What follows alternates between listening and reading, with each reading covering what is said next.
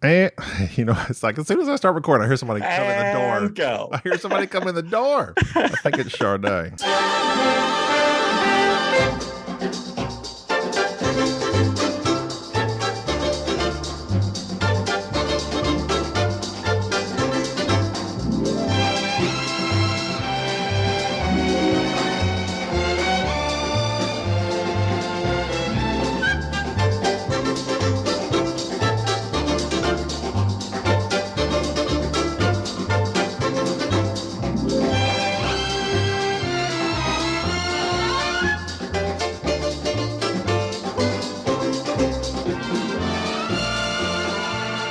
And welcome back to another episode of the Board Game Snobs.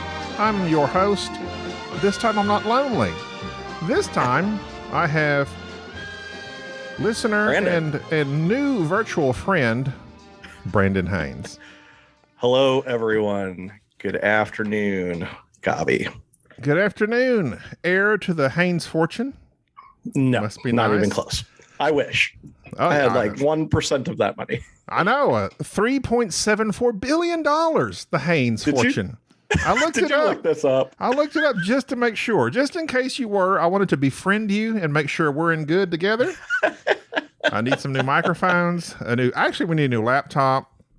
So Haines, it's like Haines is like underwear and casual leisure wear. A clothing brand, yes, but it is Hanes. I am Haines. Oh, well, It's that I that separates me. It's been good from a vast talking to you, fortune. Brandon. I thought I had someone else on. All right, well, yeah, good talking to you. Thanks a lot for having me. But that's better than Brandon Fruit of the Loom because they're only worth $835 million. I love that you looked this up. I have never actually looked it up. That's fantastic.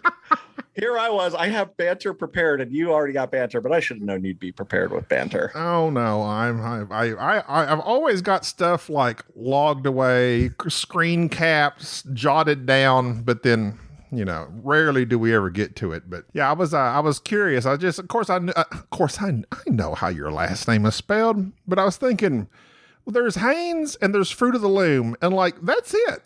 As far as underwear, I mean, I'm sure there's like higher end stuff, but for us common folk that shop at Walmart, I mean, I guess you might have some great. Is there some great value underwear? Maybe a generic brand, off-brand. I don't know if you want off-brand underwear. Already used, perhaps underwear. Second hand. Yeah, you can find that, I'm sure. But the disparity between Hanes, $3.74 billion, and Fruit of the Loom at $835. And the only reason they have that is because someone bought Hanes Fruit of the Loom back in 2002 for cash. $835 million cash. Yeah. Can you imagine? Probably some weird foreign conglomerate that we'd never heard of. Well, no, it says Berkshire purchased, whoever that is. Berkshire No idea. purchased Fruit of the Loom for $835 million cash. Yeah, they filed for bankruptcy. So apparently Hanes is doing something that Fruit of the Loom is not. My namesake is winning. Your namesake is winning. I'm winning the underwear battles. Battle of the Ruse. So I guess we should introduce you somewhat. Brandan is a listener of the show. Some time ago, we were having on rando listeners. That's how we do things here on the Board Game Snobs when we don't have anyone else to talk to. Just sure. You want to come on the show? Come on the show. And you send in your email. And you said you had a Blue Yeti. That's our only requirement, a microphone. That's it. But even at that, let's see, who was it? Tyler from Chicago, he didn't have a microphone. Denva, she didn't have a microphone. So computer sound, it works. It's just, it's not as good on the old ears. And I'm an audiophile. And since I'm the editor, like I'm especially, like Jerry's like, nobody can hear that. Nobody can hear this. Nobody knows what you're talking. I'm like, I hear it. I hear the difference between this and that. But, he's probably right. For the most part, most people are like, oh, sounds good to me. But I appreciate the microphone. Well, I had a brilliant idea at one point that I was going to try and do a podcast. And then I realized how much freaking work it is. No. I will happily go on somebody else's podcast and let them deal with all of the nonsense, and you can go from there. Well, you do meet the criteria of a middle-aged white male, so you should. You should start one. No way. Too much time, too much work, too much It is a lot. It is a lot of work that goes unappreciated. But it's okay. It's I okay. appreciate value. I appreciate that. There. All right, so let's get a little bit one more. person. No, I had one. Oh, speaking of which, we had. Oh boy. Since I begged for emails on my lonely podcast, that's not pathetic, is it? No, I got a chuckle out of it. You brought me some joy. So there you go. I wanted to I listened to it shortly before this just to make sure I was all caught up. Andrew Jack is from, where's he saying? Looks like Aotearoa, New Zealand. Him and his wife listen to us and said that he appreciated. We give them some laughs. So that was very nice to hear from him, as well as Sam Rouleau, another frequent emailer, listener. And this one, I'm not sure I've heard. He says, I don't think he's emailed before. Joe Aguayo, a fellow half Chilean board game brother. Oh. So that was nice to hear from him. So a few people emailed in at my desperate plea for attention. And then I said, that was only a 20-minute solo podcast. Nobody likes those. So I emailed Brandan, texted Brandan, messaged Brandan, and said, would you mind coming on the show? Brandan is in charge of our Snobopedia. He's got a long way to go. In charge of. kind of been slacking here lately, but that's okay since it's free labor. Oh my gosh. That's true. I just wrapped episode 26. Wow. So I'm about, what is that? One fourth? 1/4 of the way? No, God. About 200 more episodes to go. You're good. You're good. You're good. If you would just stop putting out content. I know. I try. I'd catch up. You know what? We'll stop. We'll take a 6-month hiatus. I don't know if the listeners would like that. I don't think they would. And then they would just disappear, and then we'd have to start from scratch again, because that's how fickle listeners are. They just move on to the next best thing. You got to be hot. You got to be on it. You got to be. You got to stay. Hey, remember me every week. You got to remind them we're still here. But hopefully, we are recording this Wednesday, June something 28, 29. Yes, sure. And Saturday, we have a game day prepared since this is a holiday weekend. Jerry's coming over. We got an email from Sam McDonald of Chaos Order and Circadian's First Light saying, would you like to play my game? We said, yes, sir. We most certainly would, sir. Please and thank you. So we'll be playing Chaos Order this weekend, hopefully, if Jerry learns the rules. And I ordered Carnegie. Is Chaos sort of the follow-up to Circadians, or is it an expansion? It's not an expansion. That's what Jerry thought it was. It has the same artwork. I think it's in the same quote-unquote universe. Mm-hmm. Has the same artwork, but it's a completely different game. Okay. It's just its own separate deal. I guess people might say spiritual successor. I don't know. But I think it's more of a area control type game. But Jerry said he looked it up real quick on BGG, and it's like a 4 on the weight scale, which is ridiculously heavy apparently, and like more than brass. So I don't know. It's just now kind of getting out there and getting played. So hopefully we can bring you the definitive review. And you said Carnegie or Carnegie, depending on how you want to say it. Carnegie. I don't know. Carnegie. I always said Carnegie Hall, but I think it's the same fellow, right? I honestly have no idea. Or is that his first and last name? Is his first name Carnegie, his last name Hall? But then it would be Carnegie Hall. Carnegie Hall squared, perhaps. I think his name, I think it's Andrew. It's Andrew Carnegie. Andrew Carnegie? Sure. Let's go with it. That sounds good. I'm not going to fact check you. Buster. Somebody else. I'd laugh if his name was Buster, like Buster Carnegie. That would be even better. Bubba Carnegie. I would love to have a first name like that. But anyway, okay, we got off a little bit. So Brandan, tell us a little bit about yourself, as you can go personal life, game-wise, whatever you want to come out with first out of the box. You and I, Gabby, are actually a lot alike. I think we're both in our mid-40s. I actually started, I'll just go kind of the board gaming route just because, I don't know, it's a board game podcast, but mostly. Sometimes. I kind of started gaming when I was a kid, got into things like, I vividly remember, we've talked about this a little bit, Dark Tower, the original, was one of the first board games I ever played that I can vividly remember, but also the Lifes, the Monopolies, and whatever. And then I kind of got into college just decided to go into random bookstores and buy weird, random, whatever I could find sort of games that I thought were interesting. So I think way back then I picked up something called Beer Money, which was a card game, Pass the Pigs, Ninja versus Ninja, which is probably one of the oldest games I still own, is Ninja v Ninja, which is a lovely little abstract 2-player move pieces around sort of chess style game.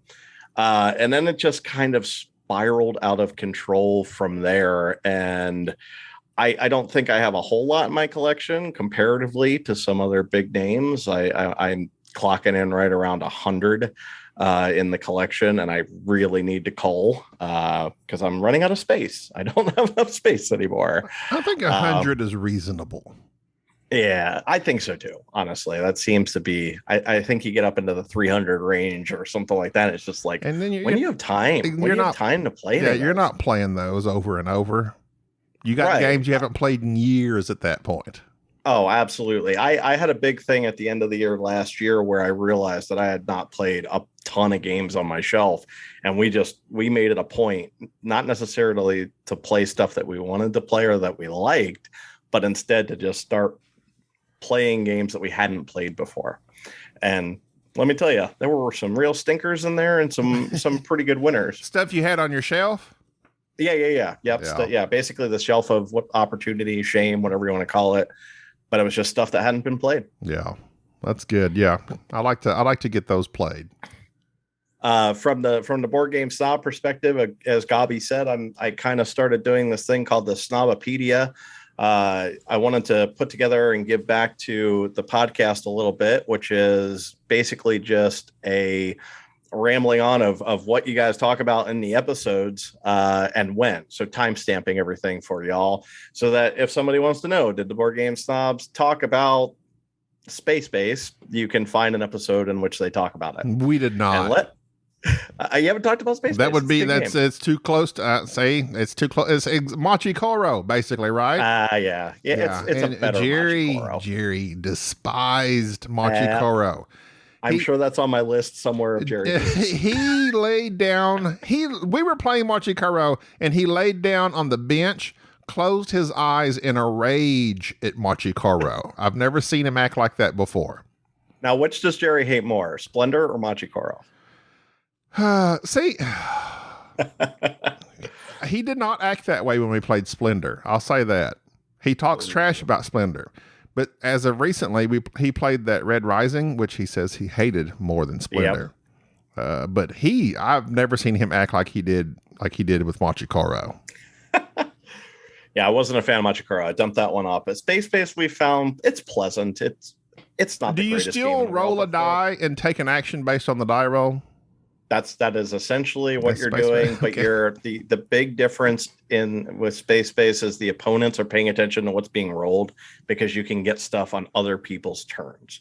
So that's sort of the hook, if you will. But you could do that in Machi Koro. Can you? No. All right. Yeah. Well, then I guess it had the red negative effects where you're going to take my penny, but there were also good effects like, hey, I rode this, you can get this. I'm pretty sure. Well, then I haven't played Machi Koro in a long time. But yeah, so that's kind of my background. I'm a convention goer. I think I was kind of looking at. I went to Gen Con a couple times. I've been to Origins, Dice Tower Con West, BGG, and PAX Unplugged. So you've been to BGG? I went to BGG West in fall of 2020. There is no BGG West. You talking about Dice Tower? Oh, no, it was BGG. It's just I'm thinking Dice Tower West. Did you fly into DFW Airport? Yes, sir. Okay. Well, we actually flew into Dallas, I think. Yeah, Love Field? Because there's two of them. Because there's DFW and then there's Dallas, right? Dallas Love Field, yeah. But Dallas, for I was going to ask you, so BGG, the one that they just happened spring, that was at DFW. Yeah, that one is still at the DFW Hyatt Regency. Okay. The airport. It's fall was at like a Hyatt in Dallas. That was that one. BGG Spring is still at the airport. The BGG proper, that's the one they moved to a different location in Dallas. and it is a nicer hotel. I believe there might be a few more things around it because the airport. Once you go to the airport, you're just locked in, and it's. Huh? I was just going to say, to be quite honest, I didn't think there was a whole lot of stuff around where BGG was in fall. It felt like you had to walk a fairly good distance to get to any kind of restaurant, bar, or anything outside of the hotel. Yeah, that's probably, yeah. I mean, neither location is primo as far as going out. You go to BGG to stay there and play games. You're locked in. Pretty much. I would agree. Yeah. Did they bring the entire library? Did they bring the entire library with them? Yeah. Yeah. As far as I know, because it looked just like it always has. It's huge. But we like BGG Spring. However, it's twofold. BGG Spring being smaller, it's easier to get in. It's easier to move around. You're not fighting for spaces. It's more subdued. Me and Jerry, actually, we said this on the podcast. We were like, actually, it was kind of slow. But if you know the games you're going to play, you can go in there. You can play all the games you want. But it is a little bit slow. Whereas BGG is quite, I don't know if it's double the size, but it's a good deal bigger. There's more things going on. More, big games taking place, and like in the evenings in BGG, you can go down and play Werewolf. You can play Two Rooms and a Boom. You can play all kinds. Like you can stay up all night basically at regular BGG, and there's something going on. And there's way, way, way more vendors. There's actually a hall of vendors. BGG Spring, there was literally maybe 10 things there, and half of them were Board Game Geek related. There was like no vendors.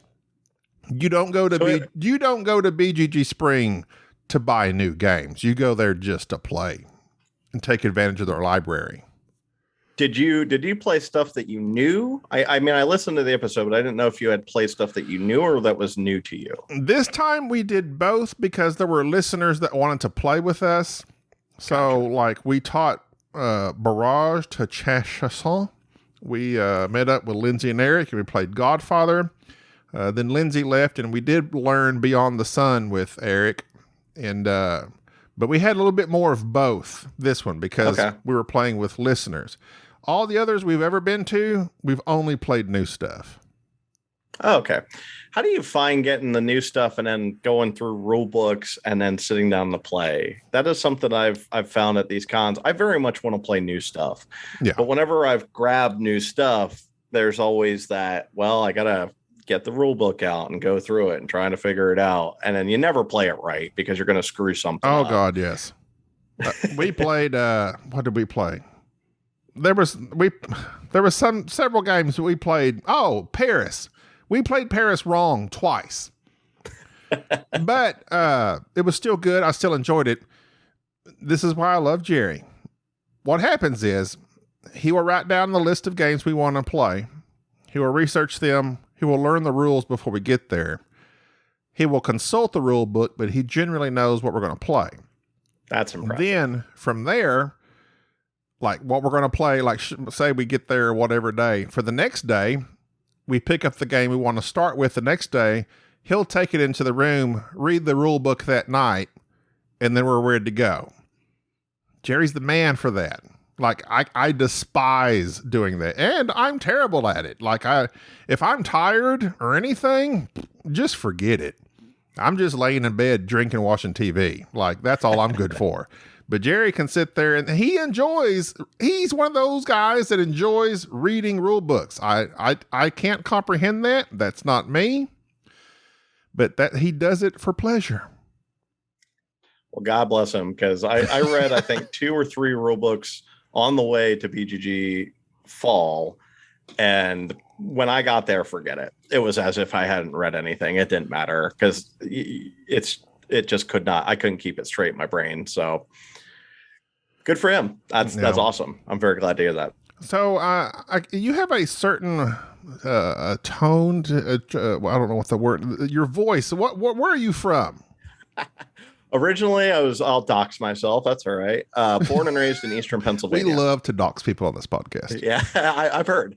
I was born and raised in Eastern PA. So it's sort of a East Coasty Pennsylvania Dutch, maybe? You sound like somebody I've heard. Has anyone told you sound like somebody? No? I don't think I've ever been told that. I think the only thing I've ever really been told is that I slightly resemble Adam Savage from Mythbusters. Oh, I do see that. Can you see it now? I see that. Yes, 100%. I had a boss of mine at one time who took a picture of Adam Savage and me and put them together, kind of like this, and said, "Who's who?" Okay, yeah. Your voice is. I'm gonna. If Jerry listens, he might know. But your voice sounds. I don't know. Why? Why does your voice? How can a stranger's voice sound familiar? I don't know, but it does. I have absolutely no idea. I have not been on Sporadically Bored yet. Oh. Dan, if you're listening, no. Can't imagine Dan. You can have Brandan. One of these times when Mike is busy, you can have Brandan on in a pinch. I would love that. But I would say, Brandan, what's the deal with that spelling? That's a great question. Here's the story I know. So it is Brandan, which is a very odd spelling of Brandon. As far as I know, my priest, before I was born, my parents were going to do the ON version. And my priest said, nope, the Eastern Catholic version of this is AN. Wow. That's the story I was told. I'm going to have to ask my parents the next time I talk to them. Interesting. Brandan. There's very few. I've looked it up. I've tried to find other Brandan Haineses just for grins, just to see. I've only ever found one, which is kind of fun. I was looking at I Googled Brandan Haines, but apparently they were DONs. I was looking at good. And I sent an email. There's a Brandan Haines somewhere that has an email from Board Game Snobs inviting him onto the podcast, but it's the wrong Brandan. Brandan 18. Brandan has an email from us. If he jumps in, I mean, that'd be fun. Please respond. He'd be like, what do you want from me? Please respond. So fortunately you were available. What do you do for work, if you don't mind me asking? I do not. My official job title is lead systems administrator, which is a fancy way of saying I take care of computers. Okay. That's I could go into details about my job and people go, it's just forget it. So I've learned to just say I take care of computers. I should never have asked that. Is what question. I do. Well, that's good. You know what? Truck driving is boring too, so it's okay. You know what I've always wondered. And I don't know if it's a sad state of affairs of the world or not, but when people say, tell me a little bit about yourself, and the first thing they start talking about is their job, like, is that, I mean, I know there are people, okay, if you're Neil Armstrong, sure, I was the first man that set foot on the moon. I'm an astronaut. I can see identifying your job with your identity, but I've done it before too, though. They're like, so tell me a little bit about yourself. And people seem to start off with what they do for work. I wonder why that is. That is a really good point. I think I would start with, well, I'm a systems administrator for XXX. I won't dox my company. How about that? I'm Googling you right now. I mean, it's out there, so it's not a big deal. But I would probably say I'm a systems administrator for whatever company I've worked for. But I have worked there for 23 years, so it's a very large part of who I am. Really? Yeah, I got the job right out of high school almost. Good grief! And look at you sticking with the company. So, the longest I've ever worked for a company is 5 years. Really? That seems to be the average. And to be fair, I did take a 4-month. To be fair, thank you. A Letterkenny aficionado, I say good. I did take a 4-month break from my job back in 19. Things kind of went off the rails, and I took a 4-month hiatus, if you will. That's called a sabbatical. That's called a sabbatical. Yeah, it's a blip. I refer to it as the blip. But effectively, I've been there 23 years. So yeah. I think it is a huge part of who you are. At least for me, it is.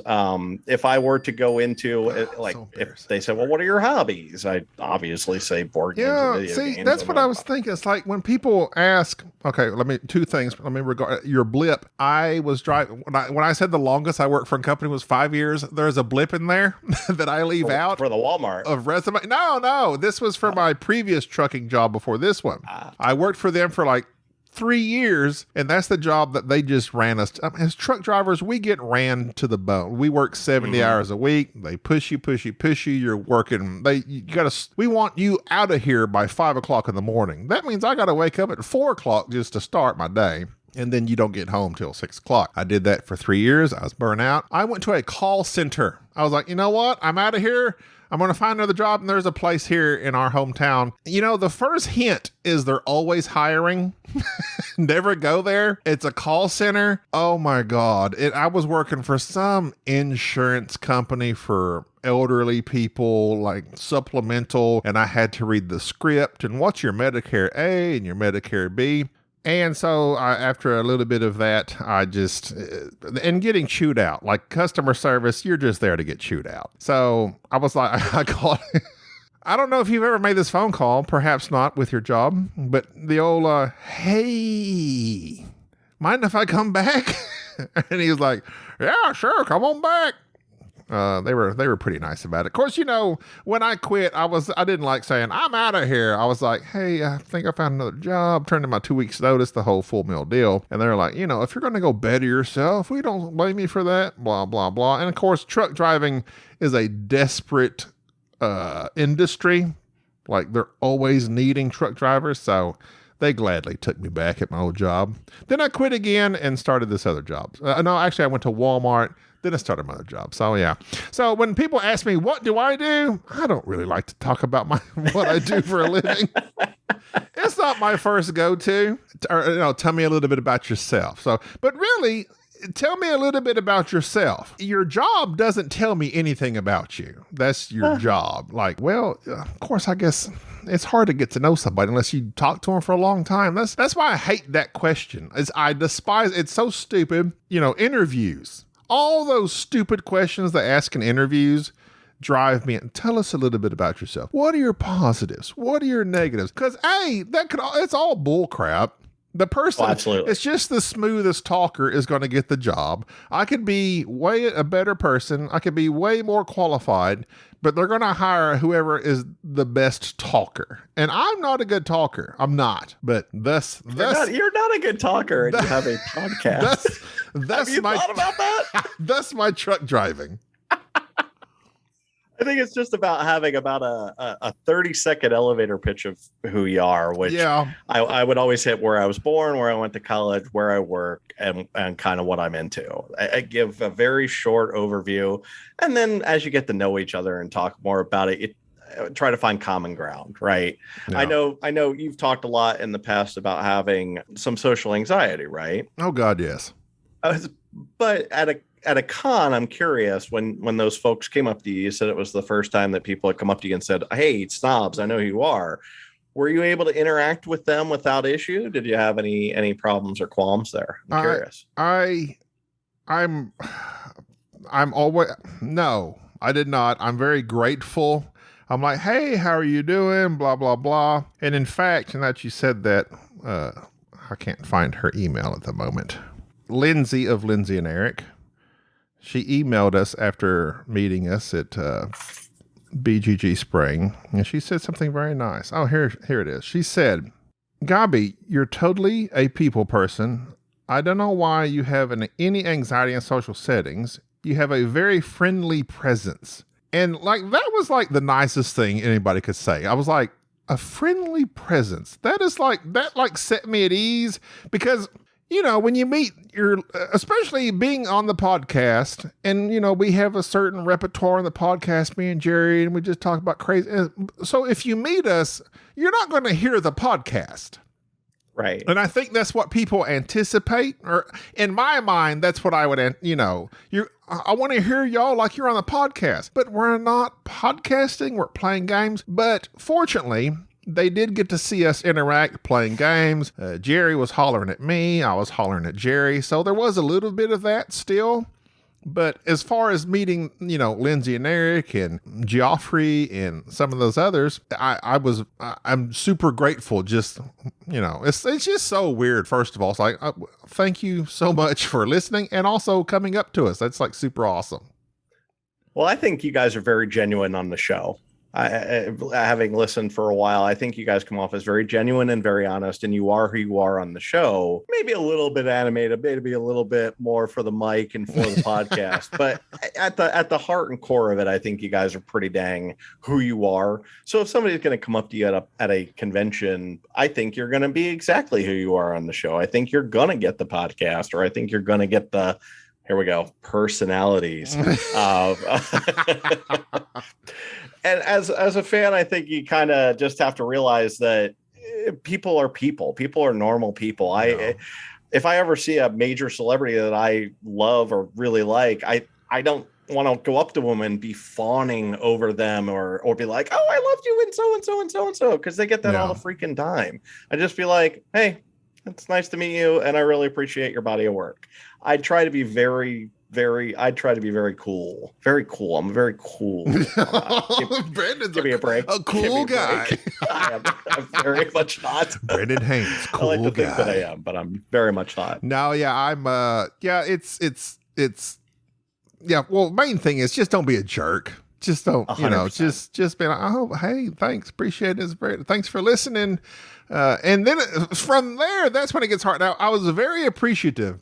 There was a Drew and Lorenzo. They're like, just want to say, listen to the show, like the show, just want to come and say hi. You say hi, thanks for listening to the show. And if it goes beyond that, then you're like, so what do I want to say? What do we talk about now? But they didn't do that. They're like, they just took off, moved along. And I was like, that was awesome. That's great. Now, if you want to set up and meet us and say, like Lindsay and Eric, like, let's meet up, play a game. We're like, perfect, we'll play a game. Of course, in the gameplay, that's when you can get to know each other and set up, play the game, talk about the game, blah, blah, blah. And that's perfect too. So, that's why the con is a great situation. And I did the same thing. I went up to BGG 2019. I went up to the table. It was Jamie. It was Chad. It was, there was somebody else there.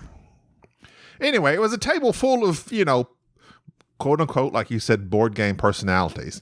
And I was like, hey, just wanted to say, I listen to you guys. I know who you are. And, nice to meet you. Is Jamie and Chad, are they Board Game Barrage? No, Jamie of Secret Cabal. Ah, okay. And Chad of Watch It Played and Pair of Dice. Yeah. And there was someone else there, and now I can't remember who it was. But anyway, I was like, just nice to meet y'all. Thanks for, all y'all do. Yeah. Just wanted to say hello. But, if I had stayed there, it would have been super weird because I didn't have anything else to say to them. That's the extent of what I can say to you. But, yeah. I think a good thing is the communities that are built around these shows. I gotta plug them. The Brother Smurf. I am also friends with and have gotten to know over the years. They do a Twitch channel for board game streaming, and they do YouTube shorts, and they've been around for a while. They're in with Paula and Matthew. Yes, they are. And they really started to build a community around themselves. And so have you guys, to kind of turn it back to the snobs. But with your Facebook page and interacting with people, I think that's really what does it, is just building that community and interacting back and forth and talking. And of course, you guys do the emails and read the emails. And actually, heck, I know I've sent one or two in that you guys have had an entire freaking episode on, which as little old me meant the world. Like, honestly, it was really nice. So I know that and I'm sure other people who have sent in emails and have talked to you appreciate when you acknowledge or respond, because not everybody does that. Yeah. Well, I was email into podcasts, and whenever they mentioned my name or read my email, it's like, all right, I'm not just writing into this black void of nothingness, and they don't respond and acknowledge you. And it is nice. Of course, you know, if you get big enough, I understand. It's like, there's no way you could read all the emails and stuff, but we ain't there yet. So I try to, that's why I said, like, we need to have another episode of responding to emails, because it's easy to get behind. And with Jerry being so busy and tied up, we get even further behind. So we may have to do an email episode when he comes back on. But like I said, so hopefully this Saturday, let's see, I'm going to publish this ASAP. What is today? Wednesday. I may put this out Friday. This Saturday we'll have at least 2 or 3 new games to us played. Hopefully record 2 or 3 podcasts together and be able to get back on the ball. But Jerry's just got a lot going on. Supposedly it's going to settle down soon, but you know, I don't expect. Jerry says lots of stuff, but well, it's tough. You got real world responsibilities. Yeah. He is a healthcare hero. Didn't he move? He had to move. There's a lot going on. He didn't have to move. He's building a house. Things are going very well for Jerry in the healthcare industry. Apparently, he's building a house. But to be fair, he does have 2 children. And the house that, you know, they're living in the house they bought as a couple. It's not big enough for 2 children. So, you know, you gotta expand at some point. Something I would know about, because I don't have children except for Sharday, and she was in the other room, but now she's moved out. You're not a married man or anything. I am not. No. I am a career bachelor, as I like to say. I have never been married, and so career bachelor. All I've got is one little dog back there. Oh, what's the dog's name? Well, you'll like this. Atreyu. Falcor. Yes, sir. Yes, sir. Artex was the horse. Artex was the horse. I had, unfortunately, I actually had a dog named Artex, a Siberian Husky. That's right. I remember this. So R.I.P. Yes, that's right. He did unfortunately he passed away at 14 years old. He was one of the best dogs ever, but I picked up Atreyu as a lovely little rescue dog last year, and he's lovely. He's a wonderful little dog. So that's all I got. Are you just a rabid fan of Neverending Story? It was a movie that I grew up with that I was just absolutely enamored with. Me too. So yes. Me too. I was in love with that princess my whole youth. Did you ever understand what name he says at the end?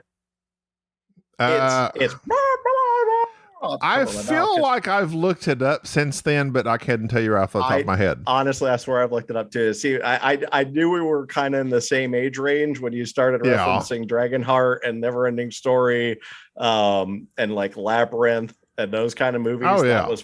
That was my wheelhouse, man. That was my absolute wheelhouse. Do you know what he screams? Oh my gosh. Did you Google it? Into the nothing. I have not. Oh, okay. I try not to look at my phone ever since Dan has chided me. I will Google it so you don't have to. I think I even watched it with the subtitles on. What does he say? And it's just see, what does he say in Never? Let's see if I beat you. Let's see if I beat you. Story. Moonchild, according to one of your favorite sources, BuzzFeed. Moonchild? Is she the Moonchild? Is BuzzFeed Moonchild? I mean, sure. What is that?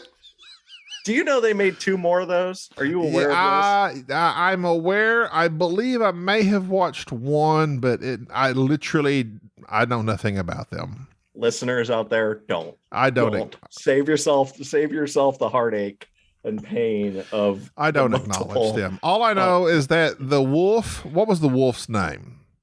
The wolf is the nothing. Is he the nothing? Yes. I thought the nothing was the heir. Okay. He was. I mean, yes, he gave me nightmares as a young person. Oh yeah, very much so. And the Swamp of Sadness, and oh my gosh, terrifying. Terrifying. It was a damaging movie as a young person. It really was. And I know you've talked about Dragonheart, but I want to pick this out. Do you know they made 5 of those? Yeah, I knew they went on to make several of them, and I'm like, I don't much like the prequels, I don't recognize them. The Star Wars prequels. The Star Wars prequels. But actually, I went back. I said this some time ago. I went back, and they're not quite. Okay, Phantom Menace is still terrible. Jar Jar and poor little Anakin, that young man, that was awful.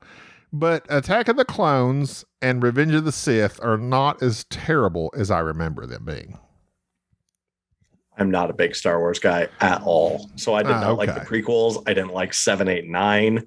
To me, it's 4, 5, and 6 are fine. And they're great the way they are. Yeah. I've told Jerry, we've had this discussion about Obi-Wan and Boba Fett. It's like, sure, it's more content, but it's like a pod solo. Nobody asked for it. Nobody wants it. Just you should have left it. You're gonna get it anyway. You should have just left it at 4, 5, and 6, and that's it. You're done. Oh well. You know what? They make money though, unlike the pod solos. So that's we do have a Patreon. I was gonna ask. I was gonna pimp it for you. It's ready to go. Maybe we'll talk about it on Saturday. But Bubba did most of it. And of course, then you get to the whole thing of the tiers. Most other folks, they have tiers and levels, and they're able to do this for this tier. They're able to do that for that tier. We don't have that. We're lucky, as we have shown, just to get together. So basically, it's going to be, if you want to give this much, we thank you. If you want to give this much, we thank you. If you want to give this much, we thank you. We can do nothing more.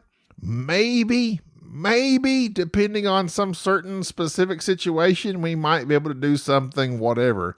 But that's a big ask.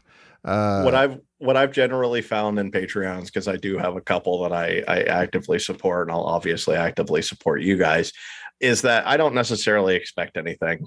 I like having a little something, but mostly I'm just doing it to throw a couple bucks to, content creators. There you go. That I appreciate, it would make a difference, because we have gotten some money from our shirts from Sir Meeple, the shirts and the mugs. And with that money, it's already gone. I've spent it on microphones, on cords. This laptop is it's on its last leg. We keep putting faith in it, hoping it does not erase whatever files we have on it at the moment and crash. But it's still kicking. I have to, much like we did before this podcast, it just likes to freak out and suddenly decide not to record things, and I have to reboot it. One of these days, I'd like to get us a nice laptop. But anyway, we hope to get a Patreon going. And, we've always talked about, we will sell out as soon as possible. We don't have no problem with that. And Patreons and people, and we have people ask us, I can only buy so many shirts. Just fire a Patreon. We've done it. We just need to launch it. And Jerry's been too busy. I haven't had a chance. I told Jerry, I said, I do the editing. I'm doing all this stuff for the podcast. I'll leave the Patreon to you, because I literally don't know anything about it. I'll leave that to him. So he's got all the info.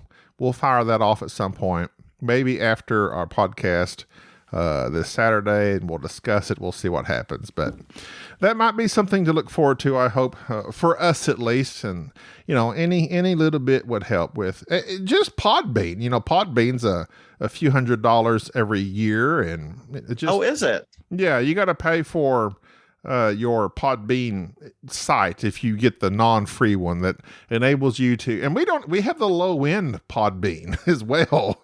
We can only post to YouTube once a week. If you do anything else, it won't go on YouTube.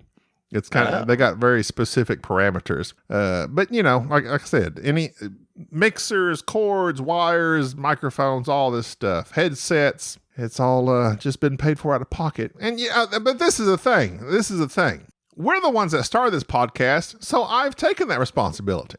Sure. I'm not going to sit here and say, oh, we've started a podcast. Now you support us. No. If I can't support ourselves, we're not going to do it. But it helps. It'll help. If you want to reimburse us and we put this up as purely voluntary, that's awesome. We're going to still do it no matter what.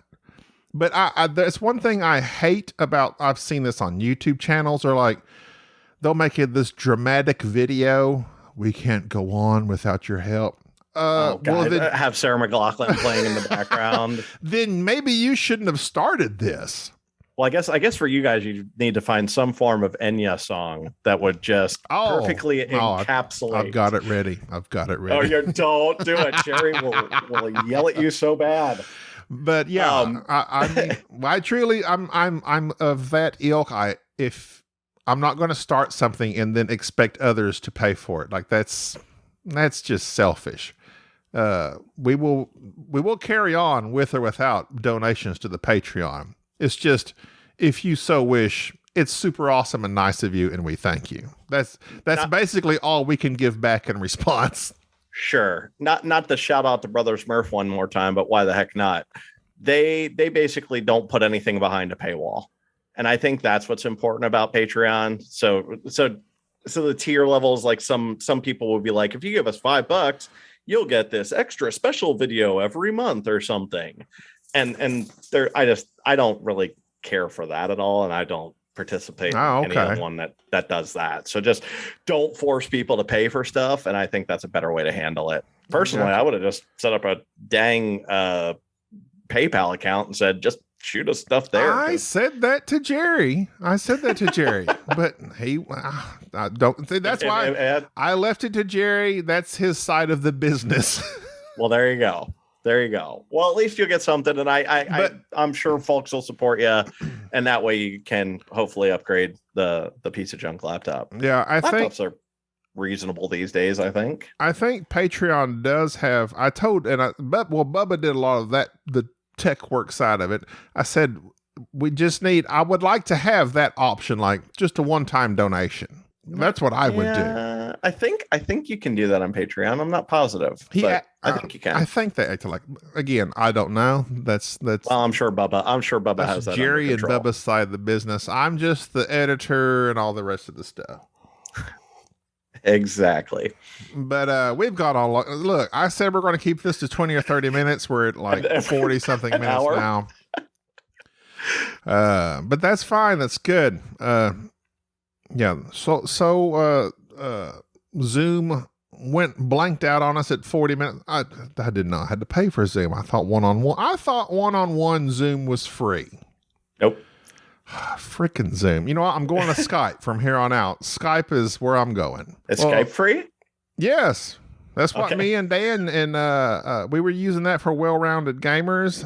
Dan likes Skype and I just use Zoom because I'm familiar with it at this point. But if Skype is free, I'm going to Skype, baby. I've got enough money dedicated to other areas. I can't dedicate any money to Zoom. Unless we find that may be a Patreon level. Zoom Plus for pay Patreon for a Zoom account. Pay for a Zoom account. Just kidding. That will never happen. All right. Well, Brandon, thank you so much for coming on and chit-chatting with us. And we didn't even get to your. Okay, I want to answer the burning questions. I want to answer this just for Jessica Correa because she said it would make me a better person as a podcaster. How did I meet my wife? That was her question. There were several others, but we don't have time for that. I had a friend.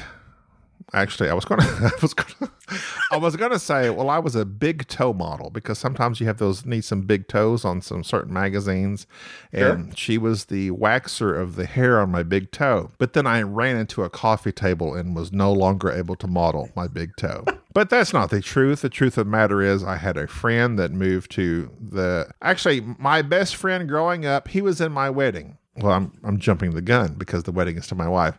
My best friend growing up, his older brother moved to the city my future wife, Gina, was in. His wife and my wife somehow met. They became friends, and they lived on a golf course because my friend's dad was the groundskeeper for the golf course. No one wants to hear this, Jessica. That's what I'm saying. No one cares. I think we do.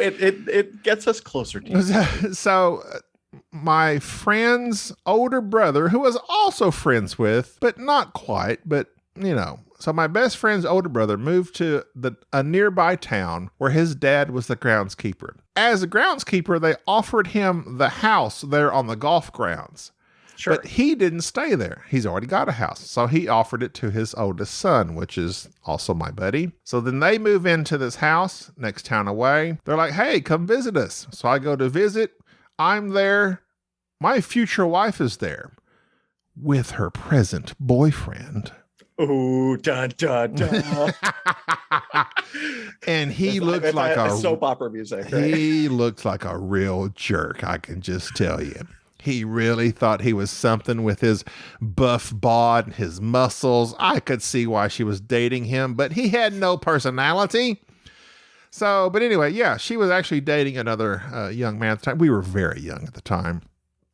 So, but then I was like, oh, she's highly attractive, but she's got a boyfriend. Okay, so she's off the market. So let me look at her cousin. Her cousin's over there. I'm like, oh yeah, she's highly attractive as well. But you know what?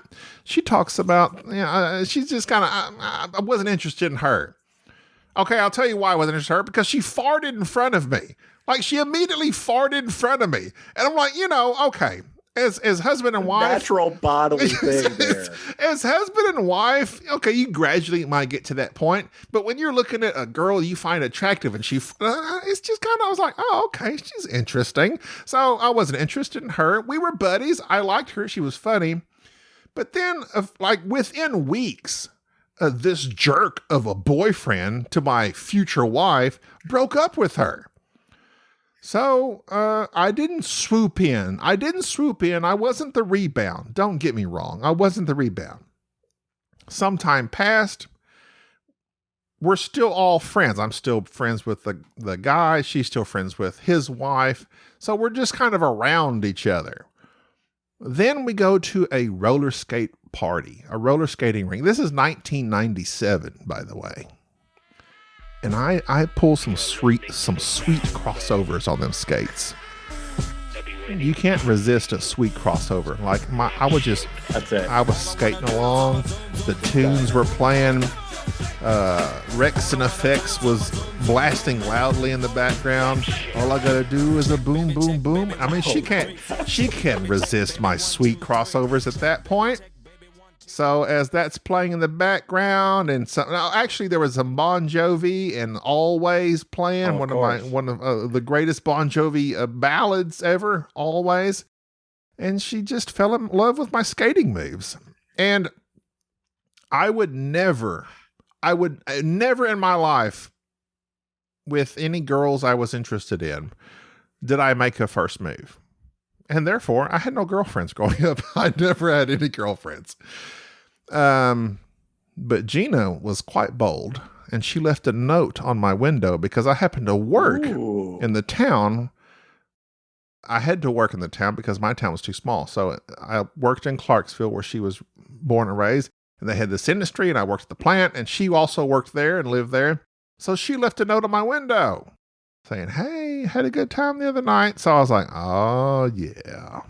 It's on now. And the rest is history. And the rest is history. 23.5 years later, We're still together. When was the last time you guys went roller skating? I'm darn curious. Actually, thanks to Sade. Sade is into roller skating. And it's kind of the retro roller skating's real hot on TikTok and Instagram right now. But we went roller skating before the pandemic, like 2019. Okay. And that's awesome. I still got the sweet crossover. I'm just saying.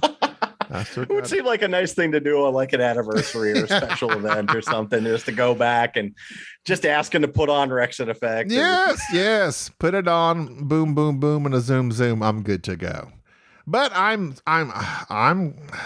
I'm also large, and if I am to fall, it's going to hurt. So I'm very careful. All right. Well, Zoom is telling us our time is almost up, so that's a good time to stop this podcast. That is. Brandon, thank you so much for coming on. Thank you, Gabi. This has been a lot of fun. I've really enjoyed the chit chat with you. I'm glad you've provided me some content. That's all. Content. It doesn't matter what it is. It's just content. Does this make me a content creator? You are now. You are slinging some tent. That's what it is. That's what they say in the biz? That's what they say in the biz. Well, thanks for listening to this episode of the Board Game Snobs. That's Brandan Haines there. That doesn't work on the podcast. It doesn't work on the podcast. I'll try. You can hear me wave. I can hear the wave. I'm Gabi. Thanks for listening. Bye-bye. Thank you for tolerating this episode of the Board Game Snobs. Stay classy.